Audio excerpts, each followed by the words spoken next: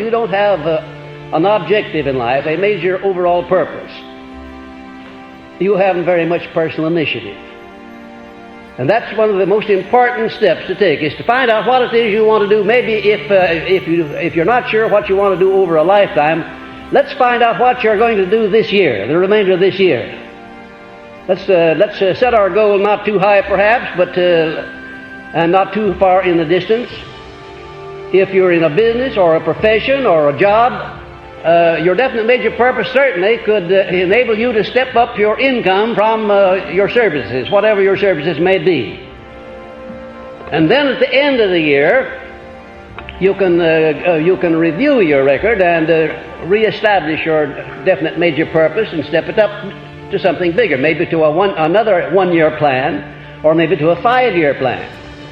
But in other words, that's the starting point of personal initiative, is to find out where you're going and why you're going there, and what you're going to do after you get there, and how much you're going to get out of it financially. You know, the majority of people in this world could be very successful if they would just make up their minds how much success they want and in what terms they want to evaluate success. There are a lot of people in this world who want a good position and plenty of money, but they're not quite sure just what kind of a position or what kind of money, how much money they want, or when they want to get it. Let's do a little thinking on that subject and grade ourselves on number 1. Then on number 2, an adequate motive to inspire continuous action in pursuit of the object of one's definite major purpose. Now, study yourself carefully and see if you have an adequate motive or motives. It will be very much better if you have more than one motive for wanting to attain the object of your major purpose, whatever that happens to be, or your immediate purpose. You know, ladies and gentlemen, nobody ever does anything without a motive. Well, no, let me restate that. That's not correct. No one outside of the insane asylum or a person who is off balance may do a lot of things without any motive whatsoever, but normal people move only on motive. And the stronger the motive is, the more active they become and the more apt they are to act upon their own personal initiative. You know, you don't have to have an awful lot of brains in this world. You don't have to be so very brilliant. You don't have to have such a wonderful education in order to be an outstanding success if you will only take what little you have, whether it's little or much, and start using it, putting it into operation, doing something about it and with it. And of course, that calls for initiative. And number 3, a mastermind alliance, that is to say friendly cooperation at least, through which to acquire the necessary power for noteworthy achievement. Take the initiative now and find out just how many friends you have that you can call on if you were in need of something in the way of cooperation.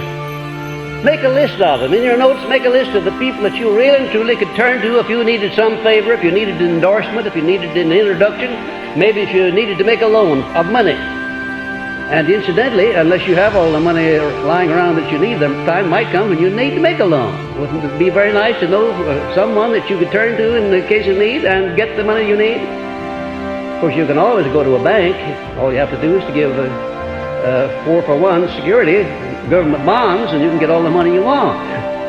But there are times when you want medium sums perhaps, or you want other favors comparable to the borrowing of money, and you need to have somebody, the acquaintance of somebody cultivated so that when you turn to them for favors, you can get them. But above all, if you're aiming at anything above mediocrity, you need to have a mastermind alliance of one or more people besides yourself, who not only will cooperate with you, but who will go out of the way to help you and assist you, and who have the ability to do something that will be of benefit to you.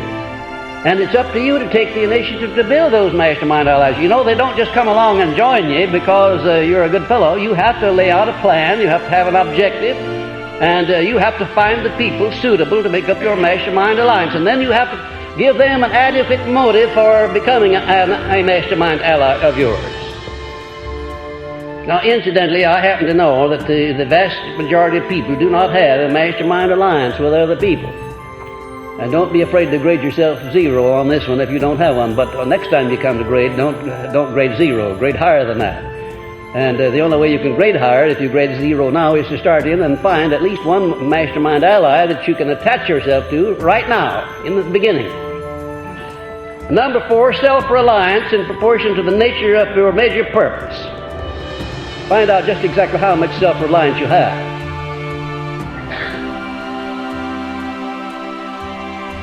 Incidentally, when you come to check yourself on self-reliance, you may need some help from other people. You may need some help from your wife, or your husband, or your closest friend, or somebody who knows you real well. You may think you have self-reliance, but do you know how you can tell about how much self-reliance you have? Would you be interested in knowing how you can check that very accurately? All right, go back up there to number 1 and carefully evaluate your definite major purpose and see just how big that is. Or if you have a definite major purpose. And if you don't have one, or if it's not outstanding and above anything that you've attained up to the present, then you don't have very much self-reliance, and you should rate very low on that. If you have the proper amount of self-reliance, you step your definite major purpose up way beyond anything you have ever achieved before, and you'll become determined to attain it. Number 5, self-discipline sufficient to ensure mastery of the head and the heart and to sustain one's motives until they are realized. Where and when do you need self-discipline most, do you think? When you're on the way up and when everything's rosy and going well and you're succeeding? Is that when you need it? I thought you'd call me on that one. That's right. You need self-discipline when the going is hard, when the outlook is not favorable. What kind of self-discipline do you need at that point? Why, you need discipline over your mind to the extent that you know where you're going, you know that you have a right to go there, and you know that you're determined to go there regardless of how hard the going may be or how much opposition you may meet with. And you'll need at least enough self-discipline to sustain you through the period when the going is hard, instead of quitting or complaining. And number 6, persistence based on the will to win. Do you know how many times the average person has to fail before he quits or decides he wants to do something else? Once. Don't you think you're generous? Once. Did you ever hear of the fellow who fails before he starts because he knows that there's no use of starting because he knows he can't do a thing? Did you ever hear of him? Well, that cuts it down below 1. You see?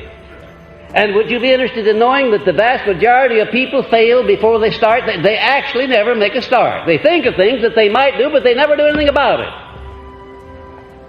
And did you know also that a vast majority of the people, even though they do start, at the first opposition they quit or allow themselves to be diverted over to something else? I wonder, it just occurs to me to ask a question. I wonder if you who have been here close to me and where we have taken our hair down and talking frankly, I wonder if you know what my outstanding asset it happens to be. Never give up. Will to win. Well, yeah, you're getting hot. I have persistence and the will to win, and also the self-discipline with which to stick to a thing all the harder when the going is the hardest. Now, that is my outstanding quality. It always has been, it always will be. And I want to tell you, without those traits, I never would have completed this philosophy. I never would have been able to have it introduced as widely as it has been, and I wouldn't be standing here talking to you tonight. And what about that trait? Is that something you're born with, or is it something that you can acquire? Well, if you couldn't acquire it, there'd be no use of talking about this lesson, would there? Certainly you can acquire it. And it's not very difficult at that. What is it that causes a person to be persistent, by the way? Motive. Yes, motive. Burning desire. Do you know what a burning desire is? Burning desire, or back of a motive, is what makes people persistent, isn't it? A burning desire back of a motive.